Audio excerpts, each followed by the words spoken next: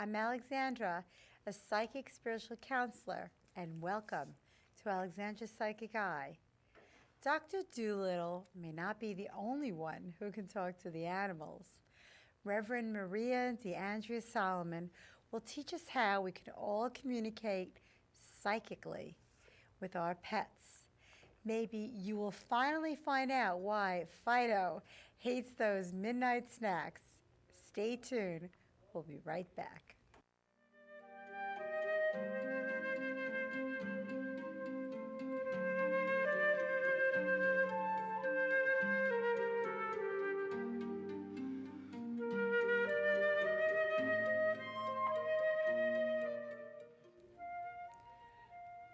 Welcome back.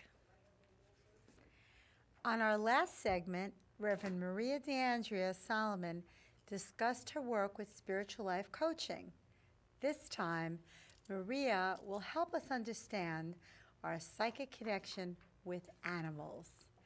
Maria is also an internationally known psychic from Budapest and European shaman, metaphysical and spiritual teacher, and a published author of numerous books in her field. Welcome back. It's great to have you here. So nice seeing you You're so again. fascinating. Now, talking about animals, I've got my little Fluffy here. Aw. So we're gonna, we're gonna talk a lot about Fluffy. How do you receive messages about pets? I mean, they don't talk to you or anything. Little Fluffy, there he is. Aw. There he is, right on camera. It's funny because on the other show that we just did one before this, he was sleeping. Now, for some reason, he knows we're talking about pets. He's sitting on my lap. He's awake. It's almost like he knows we're talking about pets. It's like really weird. Different energy. Yeah. I know, right? Mm-hmm. So, he's like ready for action here. So tell me, how do you receive these messages?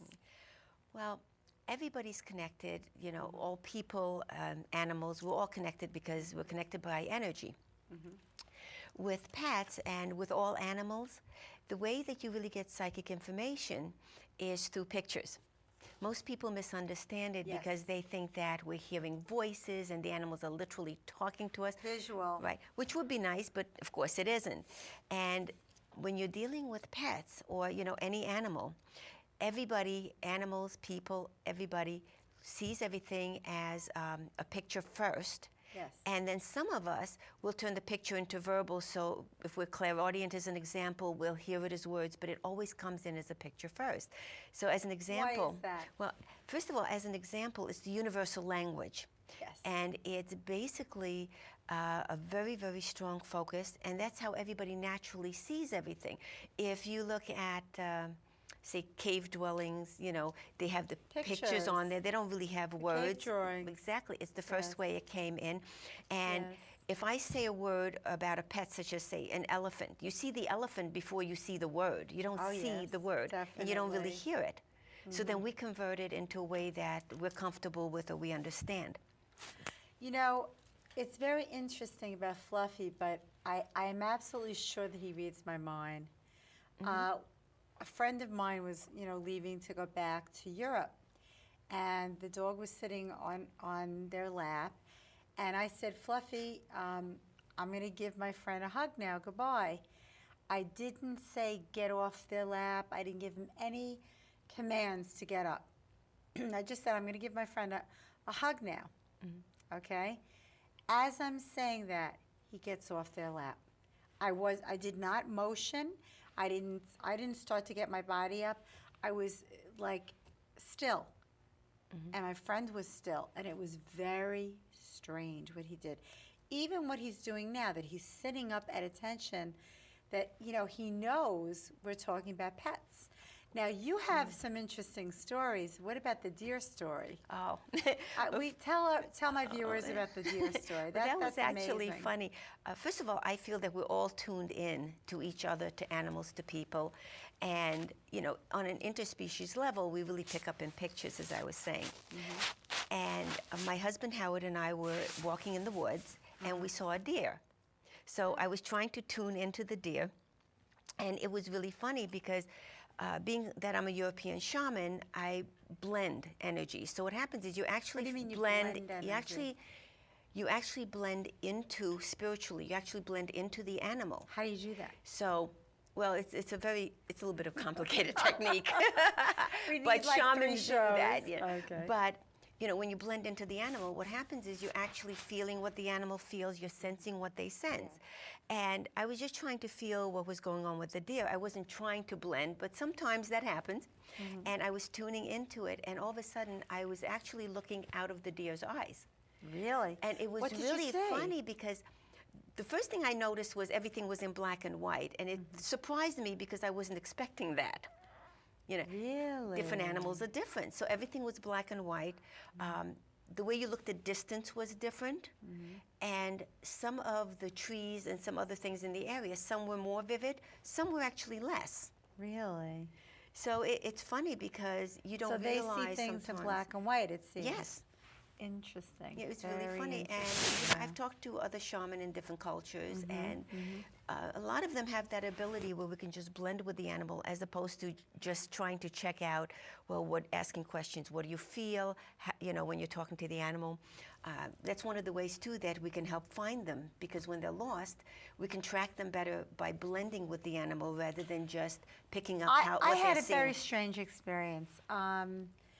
When I sleep, I always close the door in my bedroom.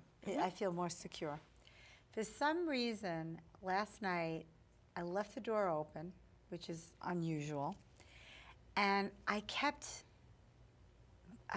had a very bad sleep last night, and I kept tossing and turning and hearing noises, and they weren't clear to me till finally I woke up, and it was like, oh my God, I hear a dog barking in the distance, and it sounded muffled.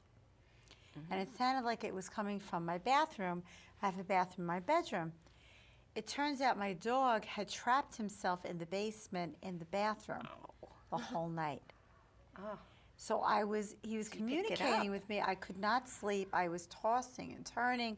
And when I finally woke up, it was the wee hours of the morning, like 5:30, 6 o'clock. And, poor little thing. But, that's his way of communicating with me. He was getting into my sleep, kind of thing. So what finally Especially happened? when you're very close to, Oh, to yes. Fluffy, We're like one person. So with the deer, is that a typical experience for you to connect with deers like that? And well, the deer was just a surprise. Sometimes, you're doing something else and it just happens. But I was trying to see what was going on with the deer, and basically what happened was that it lost its mate, and it was making little circles looking for it. That's why I tuned in so quickly, because there was a reason for it, as opposed to, you're just playing. Were you able to almost hear thoughts that the deer had?